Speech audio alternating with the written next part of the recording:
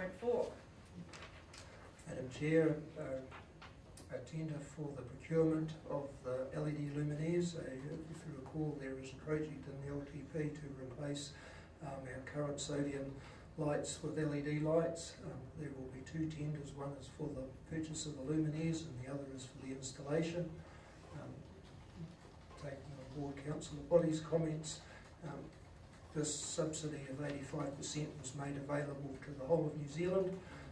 At the moment, the LED supplier construction is going frenetic in New Zealand because there is a lot of street lights, so it's been quite challenging to be able to get the expertise to provide the documentation to both source the supply of LEDs and documentation for installation.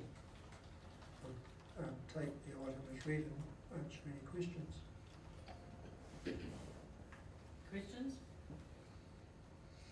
Obviously they have a much longer lifespan and That's correct, it's they all do. very logical to be doing this.